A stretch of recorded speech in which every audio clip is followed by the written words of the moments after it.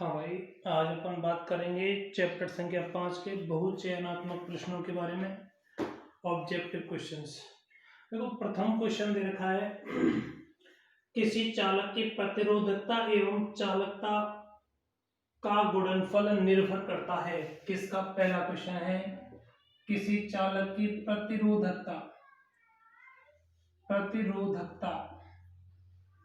एवं चालकता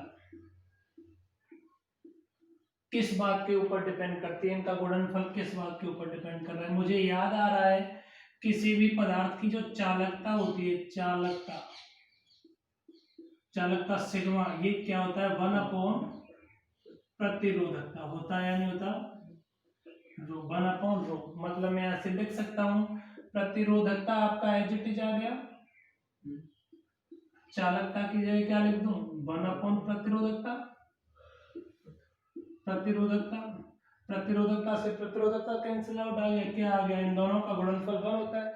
मतलब वो ऐसे बोलना है ये किस बात के ऊपर डिपेंड करता है? भाई ये किसी के ऊपर भी डिपेंड नहीं करता, ये कैसा रहेगा? नियत रहेगा। कैसा रहेगा? नियत। क्यों रहेगा? क्योंकि इन दोनों का गुणनफल कितना आ रहा है? 1। ठीक है ना। सेकंड क्वेश्चन देखिएगा, दो समान आकार के तारों जिनकी प्रतिरोधकता ρ1 व ρ2 को परस्पर श्रेणी क्रम में जोड़ा गया है, तो संयोजन की तुल्य प्रतिरोधकता क्या होगी? तो संयोजन की तुल्य प्रतिरोधकता क्या होगी? दो तार हैं, एक तार की प्रतिरोधकता क्या है आपके पास? ρ1, और दूसरे तार की प्रतिरोधकता क्या है? ρ2। दोनों को सीरीज में जोड़ दिया गया। याद रखना, प्रतिरोध और प्रतिरोधकता दोनों को श्रेणी क्रम में जोड़ने पर दोनों के मान में वृद्धि हो जाती है। प्रतिरोध क्या होता है? RS बराबर R1 प्लस R2, और यहाँ रो सीरीज है श्रेणी क्रम में, ये रो सीरीज इक्वल टू क्या आएगा? ρ1 प्लस ρ2। Second question. ठीक है बेटा, चलो थर्ड क्वेश्चन के बारे में डिस्कस करते हैं अपन।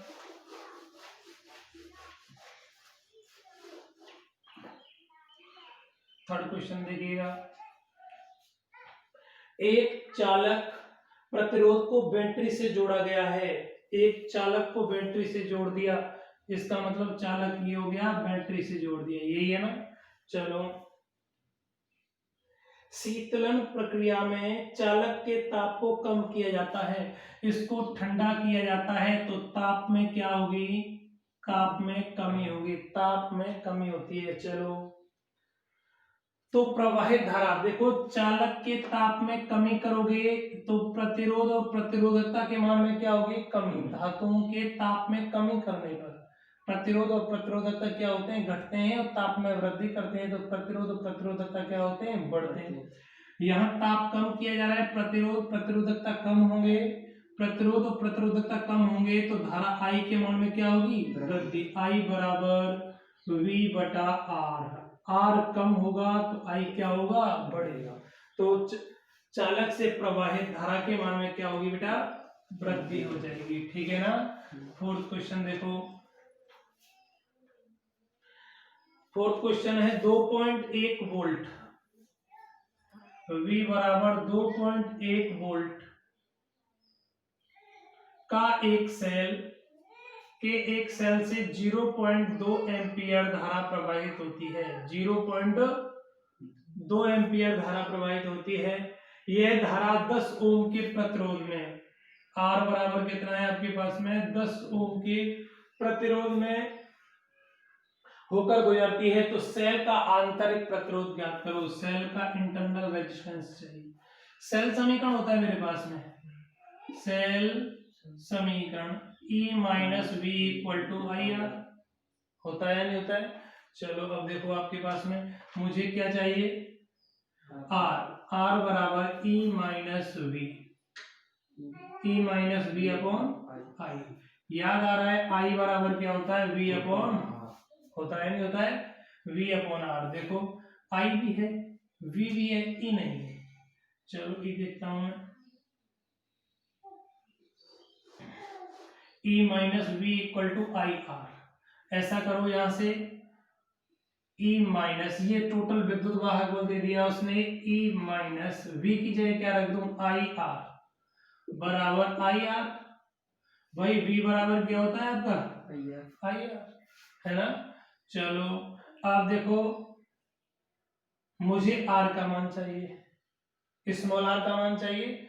स्मॉल r का मान क्या आएगा देखो, E स्मॉल r बराबर E माइनस आई आर बटा आई। E का मान कितना है जी? 2.1। I का मान कितना है? 0.2। R का मान कितना है? 10 बटा I का मान 0.2। R बराबर इंटरनल रेजिस्टेंस, यहाँ क्या आएगा? माइनस है। देखो 2.1 माइनस 2 बटा 0.2, 0.1 अपॉन 0.2 आएगा, कट गया, पॉइंट से पॉइंट कट गया, क्या आ गया? 0.5 ओम। अतः सेल का आंतरिक प्रतिरोध क्या आएगा? 0.5 ओम रहेगा। ऑप्शन बी सही होगा आपका, ठीक है ना, कोई समस्या थोड़ी है। चले आगे, चलो भाई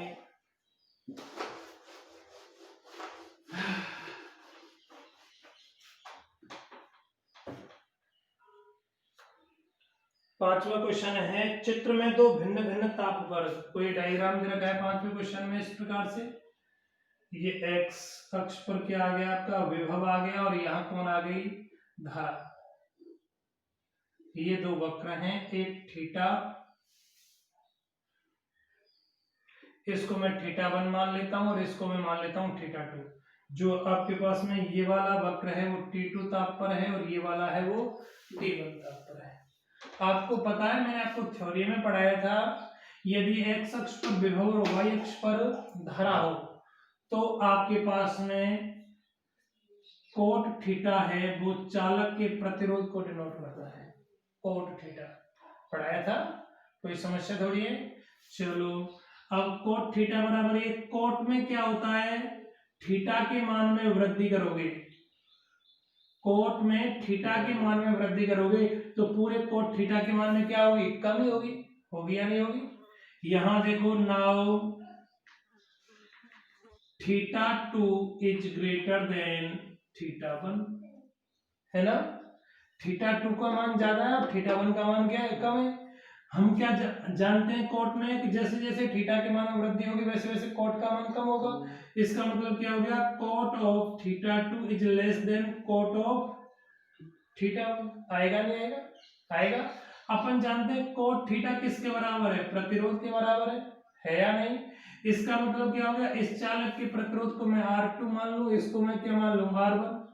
तो ये क्या हो गया? R2 is less then R1, है या नहीं? कोई समस्या थोड़ी है। अब वो आपसे ये पूछ रहा है कि कौन सा चालक का प्रतिरोध ज्यादा है? कौन से चालक का प्रतिरोध ज्यादा है? R1। सॉरी यार, गलत बोल रखा है मैंने कुछ, इस पूरे को θ1 मान लिया। θ1 देखो,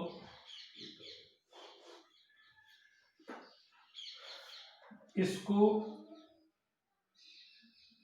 ठीक, आपका ये θ1 है तो मैं इसको क्या मान लेता हूं? R1। ये क्या मान लेता हूं? R2 मान लेता हूं। यहां देखो, कॉट ऑफ θ2 वाला कौन सा है? R2, है या नहीं? R2 is less then R1, है या नहीं? कौन से चालक का प्रतिरोध ज्यादा है? R1 का, इस चालक का प्रतिरोध ज्यादा है ना। और अपन जानते हैं जब इस चालक का प्रतिरोध ज्यादा है तो इस चालक का ताप भी क्या होगा? ज्यादा। उसने बोला है समान धातु के तार हैं, उनको अलग अलग ताप पर ये वक्र प्राप्त होते हैं। ये प्रतिरोध ज्यादा है आपका, तो इसका मतलब ये वाला ताप क्या होगा? ज्यादा होगा। होगा या नहीं होगा? हम पहले से ही जानते हैं किसी चालक के ताप में वृद्धि करने पर उसके प्रतिरोध के मान में क्या होती है? वृद्धि। इस R1 का प्रतिरोध ज्यादा है तो देन आपके पास में R1 का टेम्परेचर ज्यादा होगा। R1 का टेम्परेचर कितना है? T2 is greater than T1। कोई समस्या? चाहे बुक में ऑप्शन कुछ भी दे रखा हो, किसी एक्सीलेंट, CVH, कुछ किसी में भी, आपका आंसर क्या रहेगा, T2 is greater than T1। क्यों रहा, आपका जो ये वाला चालक है इसका प्रतिरोध ज्यादा है और इसका प्रतिरोध क्या है, कम है। जिसका प्रतिरोध ज्यादा होगा उसका टेम्परेचर भी क्या होगा, ज्यादा होगा। कोई दिक्कत हो रही है, चलो खत्म बात, चले आगे। चलो भाई छठवां क्वेश्चन देखते हैं।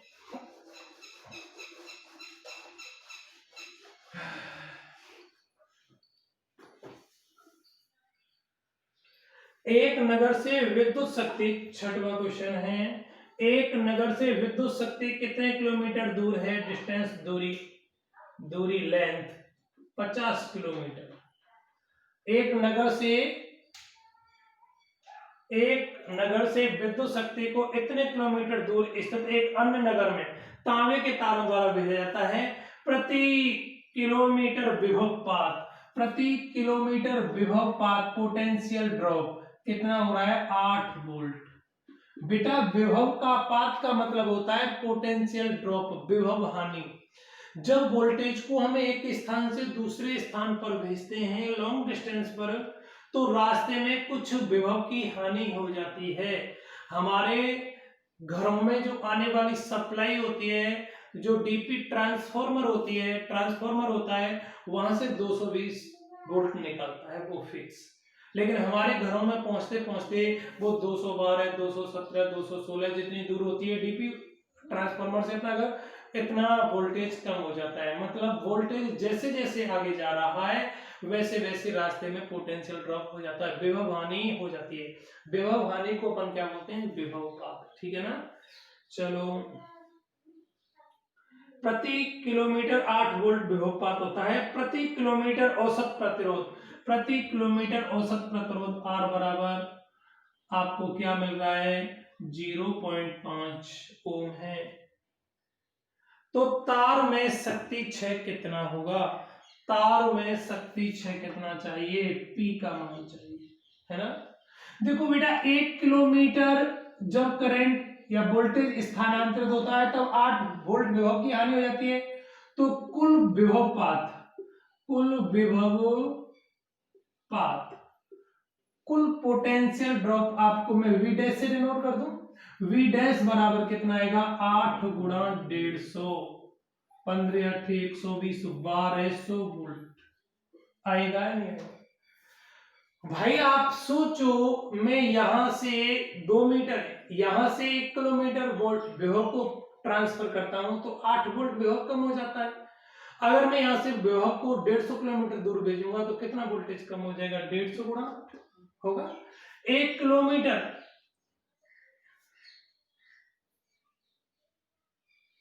1 किलोमीटर तार का प्रतिरोध कितना है, इतना है। तो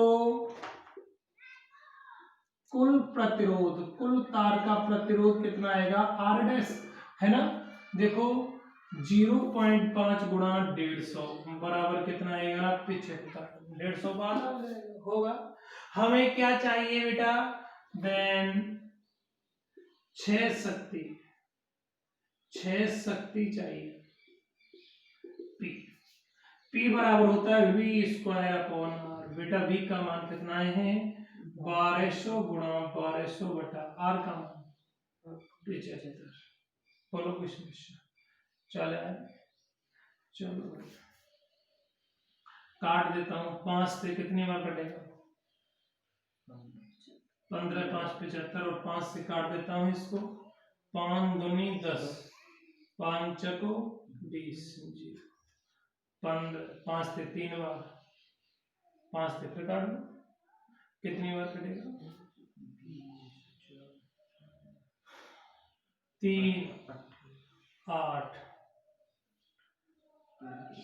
5 से काटा ना, 5 5 चको 5 चको 20, 4 बच गया, 40 हो गया 48 बार, है ना। 3 से फिर काट दो, 3 एकम 3, 16 3 48, गुणा कर दो बेटा, B बराबर देखो 16 का 16, 16 दूनी 32, 16 और 3 19 आएगा। इतना वाट विभवपात होगा, होगा, सॉरी विभवपात नहीं, इतनी वाट शक्ति क्षय होगी, शक्ति हानि होगी, होगी या नहीं होगी। उसने आंसर कुछ अलग दे रखा है बेटा, इस P को उसने बोला है, हमारा P बराबर आया 19,200। अगर मैं इसमें 1000 का भाग लगा दूं तो P बराबर कितना आएगा, 19.2 किलोवाट। किलो का मतलब क्या होता है, 10⁻³ वाट, ठीक है ना, आंसर आ जाएंगे। चलो भाई 7वां क्वेश्चन है, R ओम प्रतिरोध के 5 प्रतिरोध लिए गए हैं। चलो भाई देखते हैं, R ओम प्रतिरोध के 5 प्रतिरोध लिए गए हैं, पहले 3 समांतर क्रम में, उसके बाद 2 श्रेणी क्रम में है, तो उनका तुल्य प्रतिरोध क्या होगा। देखो 3 प्रतिरोध हैं इस प्रकार से,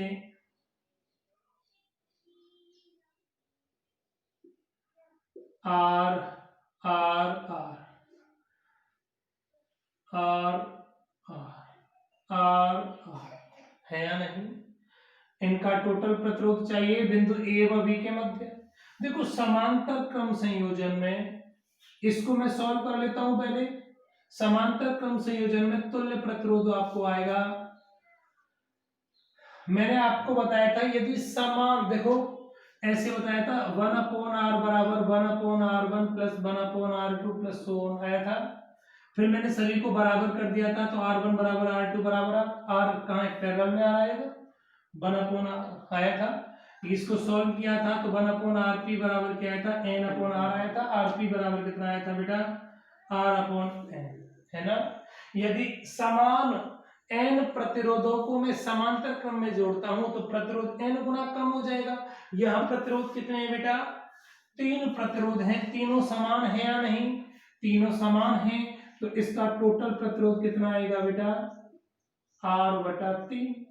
नहीं आया क्या भाई, समांतर क्रम में टोटल प्रतिरोध कितना आता है आपका, देखो 1/rp बराबर 1/r plus 1/r plus 1/r, समांतर क्रम में तीनों आएंगे, एलसीएम कितना आएगा, r बराबर 1/rp, 1 प्लस 1 प्लस 1, 3/r आया है नहीं आया बेटा। 1/rp बराबर है, rp का मान चाहिए हमको, तो उल्टा कर दो, r/3 आएगा, ये आ गया। देन हमें क्या चाहिए, फाइनल प्रतिरोध चाहिए बिंदु ए व बी के मध्य प्रतिरोध, बिंदु ए व बी के मध्य प्रतिरोध R डैश बराबर। अब ये देखो इस डायग्राम को मैं ऐसे बोल सकता हूं, ये कौन है, बिंदु ए है, ये बिंदु बी है, इसको मैं बोल दूं R/3, यहाँ कितना आ गया R, यहाँ कितना आ गया R। बेटा वही तो सीरीज में भाई, इन तीनों को मैंने जोड़ा तब कितना है R/3, उनकी सीरीज में ये जोड़ेंगे। अब देखो सीरीज में क्या होता है, R सीरीज बराबर R/3 plus R plus, LCM कितना आएगा, कितना आएगा बेटा, R प्लस 3R प्लस कितना आएगा, 7R/3, 3 2 6 1 7R/3। इस चालक का टोटल, इन पांचों के पांचों प्रतिरोधों का तुल्य प्रतिरोध आएगा आपका, आएगा। चलो भाई 8वां क्वेश्चन देखते हैं,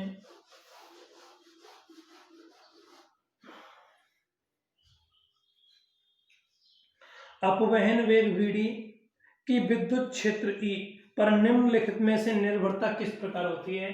अपवहन वेग Vd, अरे अपवहन वेग Vd बराबर मैंने बताया था E τ/m पढ़ाया है। वो निर्भरता बोल रहा है विद्युत क्षेत्र और अपवहन वेग इज डायरेक्टली प्रोपोर्शनल विद्युत क्षेत्र, होगा या नहीं होगा, निर्भरता हो गई।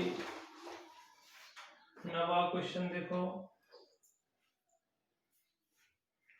कार्बन प्रतिरोध पर नीला पीला लाल व चांदी सा, नीला लीला लीला ना हो, नीला हो, पता नहीं क्या है, नीला पीला लाल, नीला पीला लाल और चांदी सा, चांदी सा है ना। आपका रिलेशन क्या होता है, VIB GYO R, ये 0, ये पहला नंबर, ये दूसरा, ये गलत हो गया यार, BB Roy, great Britain, very good wife, ये 0, ये पहला, ये दूसरा, ये तीसरा, ये चौथा, और ये पांचवा, और ये छठवां। आप देखो नीला, black, brown, red, orange, yellow, blue, green और ब्लू। नीले का कितना आ गया, 6 सार्थक अंक। पीले का सार्थक अंक कितना है, येलो का 4 गुणा, लाल का गुणक 10 की घात 2, कितना आएगा 10 की घात 2 आ गया। और क्या आ गया, चांदी सा प्लस माइनस, चांदी सा, गोल्ड एंड सिल्वर। चांदी के लिए एफिशिएंसी कितनी होती है, 10%। गोल्ड के लिए कितनी होती है, 5, और चांदी के लिए 10%। ये किस में आ गया, ये प्रतिरोध आ गया बेटा, किस में, ओम में आ गया। बोलो कोई समस्या, ठीक है ना। अपन टेबल से निकाल लेंगे, टेबल में पूरी पहले करा चुका हूं टॉपिक। चलो भैया लास्ट क्वेश्चन और देख लो। जब बैटरी से जुड़ा तार धारा के कारण गर्म हो जाता है, मतलब किसी तार में धारा प्रवाहित की जाती है, तो निम्नलिखित में से कौन सी राशि नहीं बदलती हैं। निम्नलिखित में से कौन सी राशि, अपवहन वेग।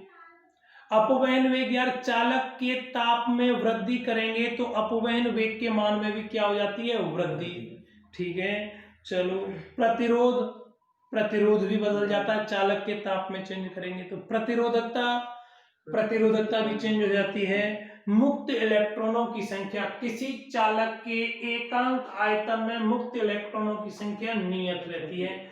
जैसे मैंने तांबे के लिए बताया था, तांबे के एकांक आयतन में कितने इलेक्ट्रॉन होते हैं, 10 की घात 29 इलेक्ट्रॉन होते हैं मुक्त। तो इनके ताप में वृद्धि करेंगे तो मुक्त इलेक्ट्रॉनों की संख्या में कोई इंक्रीजमेंट नहीं होगा। ये आपके बहुचयनात्मक प्रश्न समाप्त होते हैं।